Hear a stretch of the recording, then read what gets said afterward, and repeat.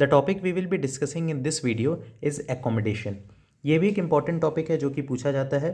Visual pathway और accommodation reflex या mechanism of accommodation, ये सारे इंपॉर्टेंट टॉपिक्स हैं जो कि स्पेशल सेंसेस से जनरली पूछे जाते हैं। इस पूरे टॉपिक को हम लोग टोटल 3 पार्ट में डिवाइड करेंगे, जिसमें सबसे पहले हम लोग मैकेनिज्म ऑफ एकोमोडेशन समझेंगे, उसके बाद हम लोग एकोमोडेशन रिफ्लेक्स पाथवे समझेंगे, एंड फाइनली हम लोग इन दोनों का एक क्लिनिकल समझेंगे, दैट इज़ प्रेसबायोपिया। तो अब मैकेनिज्म ऑफ एकोमोडेशन से पहले सबसे पहले हम लोग डिफाइन करते हैं एकोमोडेशन को। तो एकोमोडेशन वो एबिलिटी होती है आई की जिससे आई अपने refractory power of the lens को इंक्रीज़ कर लेता है ताकि वो नियर ऑब्जेक्ट्स को फोकस कर सके। ये होता है डेफिनेशन ऑफ एकोमोडेशन। मतलब अगर हम लोग नॉर्मल कंडीशन के अंदर एक आई को देखें तो आई के अंदर 2 रिफ्रैक्टरी सर्फेसेस होती हैं जो कि रिफ्रैक्शन का काम करती है। सबसे पहला होता है आई की कॉर्निया एंड सेकेंड होते हैं आई का लेंस। आई की कॉर्निया की अपनी एक रिफ्रैक्टरी पावर होती है और आई का जो लेंस होता है उसकी अपनी एक रिफ्रैक्टरी पावर होती है। नॉर्मल एडल्ट्स के अंदर अगर हम लोग देखें तो कॉर्निया की जो रिफ्रैक्टरी पावर होती है वो +45 डायप्टर होती है और जो लेंस की रिफ्रैक्टरी पावर होती है वो +15 डायप्टर होती है। मतलब ओवरऑल आई की रिफ्रैक्टरी पावर जो होती है वो +60 डायप्टर होती है। पावर ऑफ द आई से कहने का मतलब होता है लाइट को मोड़ने की क्षमता। मतलब अगर हम लोग बात करें कि लाइट अगर स्ट्रेट लाइन में जा रही है और अगर उसको कोई दूसरी रिफ्रैक्टरी इंडेक्स वाली जो सरफेस है उससे उसको पास होना पड़ रहा है तो उसकी रिफ्रैक्टरी पावर पे डिपेंड करता है कि वो लाइट को कितना मोड़ेगा। तो इसको हम लोग आगे डिस्कस करेंगे। बेसिक जब हम लोग डिस्कस करेंगे कि पावर का मतलब क्या होता है, सबसे पहले हम लोग देखते हैं। तो यहाँ पे हमने देखा कि जो आई की जो पावर होती है, पूरे आई बॉल की जो पावर होती है वो +60 डायप्टर होती है।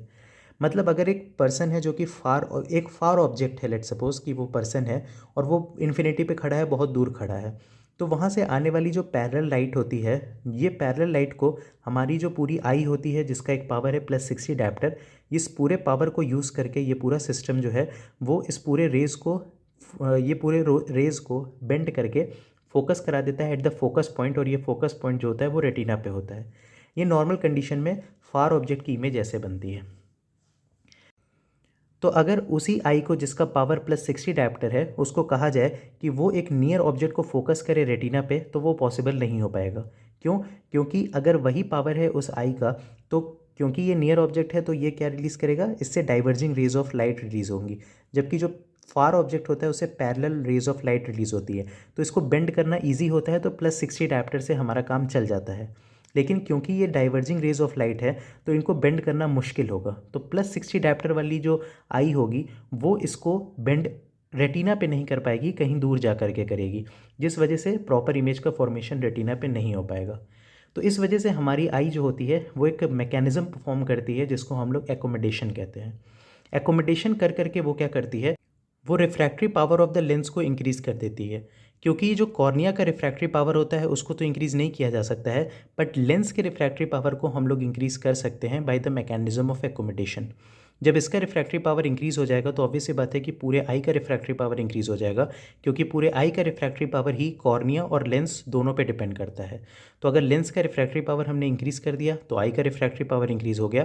तो अब जो नियर ऑब्जेक्ट है उससे जो डाइवर्जिंग रेज ऑफ लाइट आ रही हैं उनको हम लोग फाइनली कन्वर्ज करके और फोकस कर सकते हैं रेटिना पे, अगर हम लोग पावर ऑफ द आई को बढ़ा दें।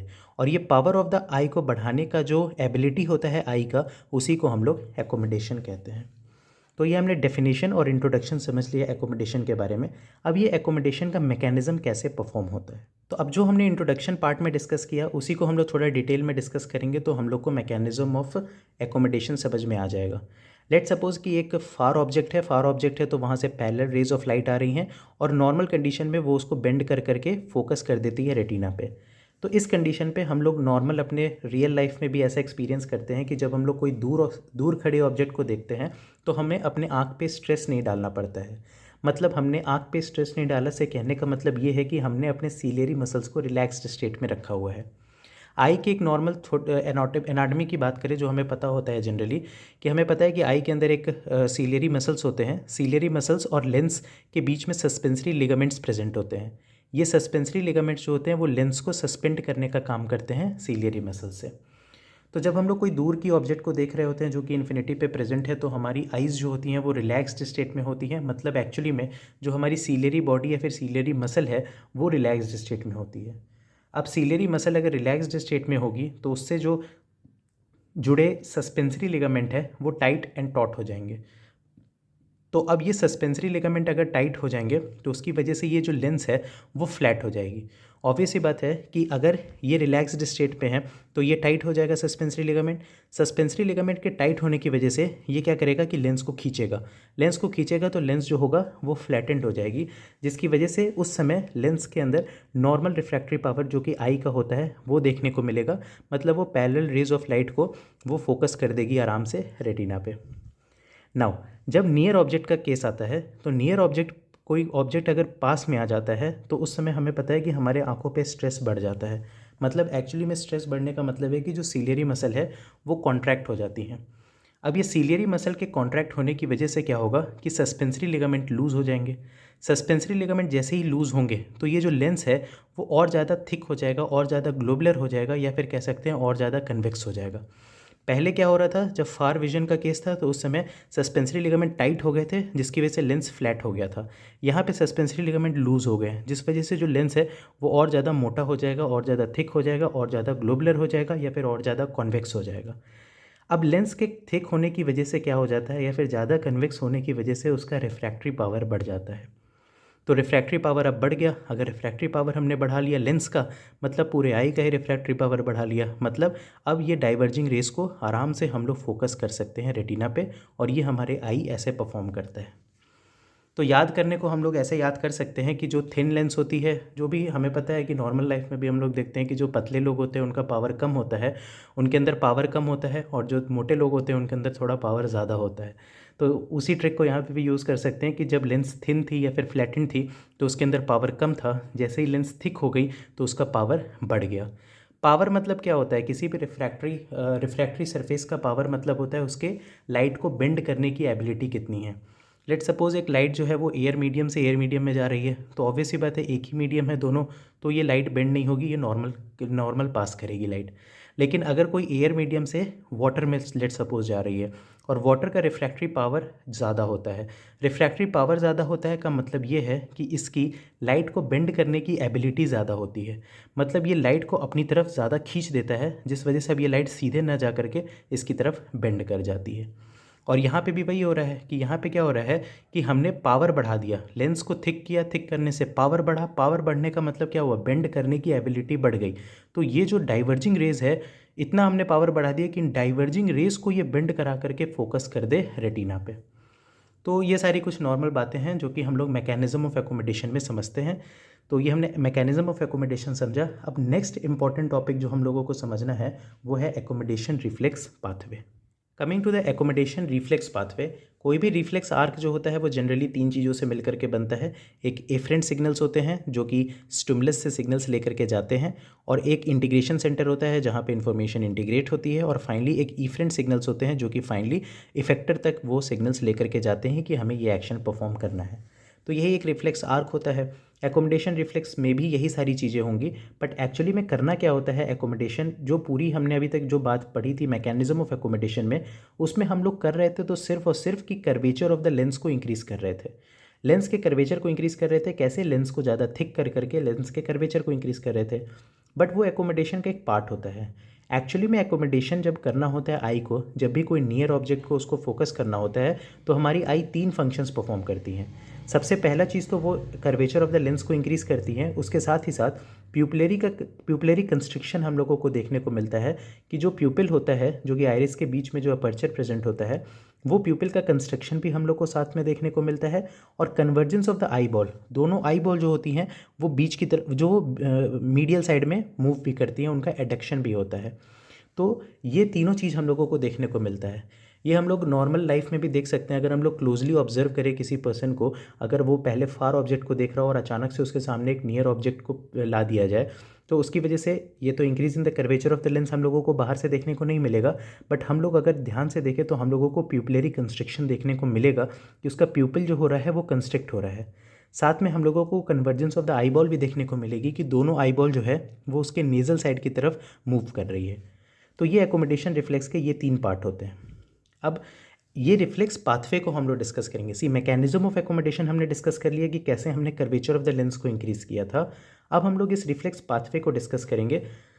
तो रिफ्लेक्स पाथवे को डिस्कस हम लोग ऐसे कर सकते हैं कि जैसे ही ऑब्जेक्ट से आई रेज आती हैं आई में, तो वो आई के ये सारी चीज़ें ये वाला जो पार्ट है इसके पहले मैं रिकमेंड करूँगा कि आप लोग विजुअल पाथवे को पढ़ चुके हों, ताकि ये समझना बहुत ईजी हो जाए। That is accommodation reflex pathway कम से कम समझना बहुत ईजी हो जाए। ऑब्जेक्ट से लाइट आती है, लाइट आई पे फॉल करती है, आई के जब ganglionic cell layer of the retina पे फॉल करती है तो वहाँ से ऑप्टिक नर्व से होते हुए ऑप्टिक काज़मा पे जाती है, वहाँ से ऑप्टिक ट्रैक्ट पे जाती है, फिर लेटरल जेनिकुलेट न्यूक्लियस में जाती है जो कि थैलेमस में लोकेटेड होता है, फिर वहाँ से ऑप्टिक रेडिएशन के फॉर्म में प्राइमरी विजुअल कॉर्टेक्स जो कि ऑक्सीपिटल लोब में प्रेजेंट होता है वहाँ तक जाती है। तो ये जो पूरा पाथवे था इसको हम लोग एफरेंट पाथवे कह सकते हैं, जिससे इन्फॉर्मेशन को लेके गया हमारे इंटीग्रेशन सेंटर तक, जो कि प्राइमरी विजुअल कॉर्टेक्स था जो कि ऑक्सीपिटल लोब में लोकेटेड था, और वहाँ से इन्फॉर्मेशन गई विजुअल एसोसिएशन एरिया में। अब जब इन्फॉर्मेशन का इंटीग्रेशन हो गया उसके बाद आ जाता है हमारा इफरेंट पाथवे। इफरेंट पाथवे में हम लोगों को देखने को मिलता है कि अब इन्फॉर्मेशन पहुंचती है एडिंगर वेस्टफाल न्यूक्लियस पे, जो कि मिड ब्रेन के लेवल पे लोकेटेड होता है। एडिंगर वेस्टफाल न्यूक्लियस से प्री गैंग्लियोनिक फाइबर्स निकलते हैं जो कि एक्चुअली में ऑक्यूलोमोटर नर्व होते हैं, जो कि थर्ड क्रेनियल नर्व है, और यहाँ से इन्फॉर्मेशन निकल करके पहुँचती है सीलियरी गैंग्लिया में जो कि आई के ऑर्बिट में लोकेटेड होते हैं, और वहाँ से फिर पोस्ट गैंग्लियोनिक फाइबर्स, क्योंकि ये गैंग्लियन है तो यहाँ से पोस्ट गैंग्लियोनिक फाइबर्स निकलेंगे जो कि शॉर्ट सीलियरी नर्व्स होते हैं, और ये सप्लाई करते हैं सीलियरी मसल और स्फिंक्टर प्यूपिलाई दोनों मसल्स को। सीलियरी मसल क्या करती है कि वो कर्वेचर ऑफ द लेंस को इंक्रीज़ करवा देती है। यही सीलियरी मसल है जो कि कॉन्ट्रैक्ट करेगी अगर ये रिलैक्स्ड रहेगी तो हम लोग का सस्पेंसरी लिगामेंट जो होगा वो टाइट होगा और हमारे लेंस जो होगा वो फ्लैटेंड हो जाएगा। और अगर ये कॉन्ट्रैक्ट करेगी, मतलब अगर ये कॉन्ट्रैक्टेड स्टेट में रहेगी तो हमारा जो सस्पेंसरी लिगामेंट है वो रिलैक्स्ड या फिर लूज़ हो जाएगा, जिसकी वजह से हमारा लेंस और ज़्यादा थिकर हो जाएगा और हम लोग नियर ऑब्जेक्ट को फोकस कर पाएंगे। तो इस वजह से ये सीलियरी मसल के कॉन्ट्रैक्शन से curvature of the lens increase हो जाता है। जो स्फिंक्टर प्यूपिलाई मसल है जो कि आइरिस के अंदर लोकेटेड होती है, ये प्यूपिलरी कंस्ट्रिक्शन कराने का काम करती है। तो ये एक्चुअली में इफरेंट पाथवे हो गया इस आर्क का। तो हमने ये रिफ्लेक्स आर्क का इफरेंट पाथवे डिस्कस कर लिया, इंटीग्रेशन डिस्कस कर लिया कैसे होता है, और इफरेंट डिस्कस कर लिया। अब इसका एक और पार्ट है, एक्चुअली में हमने देखा एकोमोडेशन रिफ्लेक्स के अंदर तीन चीज़ें होती हैं। पहला, curvature of the lens increase हो जाता है। दूसरा, प्यूपिलरी कंस्ट्रिक्शन होता है। ये दोनों चीज़ें तो हम लोगों को समझ में आ गई कि कैसे होती हैं। अब तीसरा, convergence of the eye ball भी होता है। जो ऑक्यूलोमोटर न्यूक्लियस होता है जो कि मिड ब्रेन पे लोकेटेड होता है, जो कि एडिंगर वेस्टफाल न्यूक्लियस के बगल में ही होता है, यहाँ से सिग्नल्स आती हैं oculomotor nerve that is third cranial nerve के थ्रू मीडियल रेक्टस मसल पे। और ये मीडियल रेक्टस मसल वही मसल है जो कि adduction of the eye ball करने के लिए रिस्पॉन्सिबल होता है, जिसकी वजह से हम लोगों को convergence of the eye ball देखने को मिलता है, जो कि एकोमोडेशन रिफ्लेक्स का तीसरा पार्ट है। अब ये जो पूरा पाथवे हमने देखा, इसको हम लोग थोड़ा सा डायग्रामेटिकली देखें। तो जब हम लोग डायग्रामेटिकली देखते हैं तो हम लोग यहाँ पे समझ सकते हैं कि जब हमने कोई भी ऑब्जेक्ट जब फार से उसको हम लोग नियर लेकर के आए तो उससे इमेजेस जो है, उससे जो लाइट है वो फॉल की रेटिना पे, रेटिना से वो ऑप्टिक नर्व के थ्रू गई ऑप्टिक काज़मा से होते हुए ऑप्टिक ट्रैक्ट में गई, ऑप्टिक ट्रैक्ट से ये गई लेटरल जेनिकुलेट बॉडी में, वहाँ से गई ऑप्टिक रेडिएशन में, और वहाँ से गई ऑक्सीपिटल लोब में। तो ये था इसका एफरेंट सिग्नल। उसके बाद यहाँ पे ऑक्सीपिटल लोब में जो विजुअल कॉर्टेक्स था, प्राइमरी विजुअल कॉर्टेक्स और विजुअल एसोसिएशन एरिया, यहाँ पे इंटीग्रेशन हुआ। तो यहाँ तक की बातें तो हम लोग विजुअल पाथवे में भी डिस्कस कर चुके हैं, बट यहाँ से अब इफरेंट सिग्नल्स जनरेट होती हैं। मतलब यहाँ से जो सिग्नल्स होती है वो पहुँचती हैं एडिंगर वेस्टफाल न्यूक्लियस पे, और एडिंगर वेस्टफाल न्यूक्लियस से क्या होता है कि निकलते हैं ऑक्यूलोमोटर नर्व। ये ऑक्यूलोमोटर नर्व जो होते हैं वो जाते हैं सीलियरी गैंग्लियन तक, जो कि लोकेटेड होता है ऑर्बिट में, और फिर यहाँ से पोस्ट गैंग्लियोनिक फाइबर्स निकलते हैं जिनको हम लोग शॉर्ट सीलियरी नर्व्स कहते हैं, जो कि फाइनली सीलियरी मसल और स्फिंक्टर प्यूपिलाई मसल को इनर्वेट करते हैं। उसी तरह जो ऑक्यूलोमोटर न्यूक्लियस होता है जो कि just ventral to the Edinger Westphal nucleus present होता है, ये ऑक्यूलोमोटर न्यूक्लियस जो होता है, यहाँ से वंस अगेन ये जो ऑक्यूलोमोटर नर्व के कुछ फाइबर्स निकलते हैं और वो सप्लाई करते हैं मीडियल रेक्टस मसल को, जो कि एडक्शन ऑफ द आईबॉल कराती है, जिसकी वजह से दोनों आईबॉल जो होते हैं वो एडक्ट हो जाते हैं, उनका कन्वर्जेंस हो जाता है। तो इस तरह परफॉर्म होता है हमारा एकोमोडेशन रिफ्लेक्स पाथवे हमने देखा। अब हम लोग ये मैकेनिज्म ऑफ एकोमोडेशन और एकोमोडेशन रिफ्लेक्स पाथवे का एक क्लिनिकल डिस्कस करेंगे, that is presbyopia. So accommodation reflex का ये एक क्लिनिकल कंडीशन होता है जिसको हम लोग प्रेसबायोपिया कहते हैं, जो कि जनरली ओल्ड एज के पेशेंट्स के अंदर देखने को मिलता है कि उनके अंदर loss of accommodation of the lens होता है। मतलब एक्चुअली में जो हमारी लेंस है वो हमें पता है कि हमारा लेंस एकोमोडेट कर सकता है, जिसकी वजह से वो नियर ऑब्जेक्ट्स को आराम से फोकस कर सकता है। बट ओल्ड एज के पेशेंट्स के अंदर क्या होता है कि ये जो इलास्टिसिटी ऑफ द लेंस है कि लेंस कभी भी थिक हो जा रहा है, कभी भी थिन हो जा रहा है, ये जो इलास्टिसिटी ऑफ द लेंस है वो कम हो जाती है ओल्ड एज के पेशेंट में। ऐसा क्यों? क्योंकि डीनेचुरेशंस ऑफ द प्रोटीन्स, जो लेंस के अंदर क्रिस्टलाइन प्रोटीन्स वगैरह प्रेजेंट होते हैं, उनका डीनेचुरेशन हो जाता है, जिसकी वजह से इलास्टिसिटी ऑफ द लेंस कम हो जाती है और उस वजह से ये जो पावर ऑफ एकोमोडेशन है वो कम हो जाता है।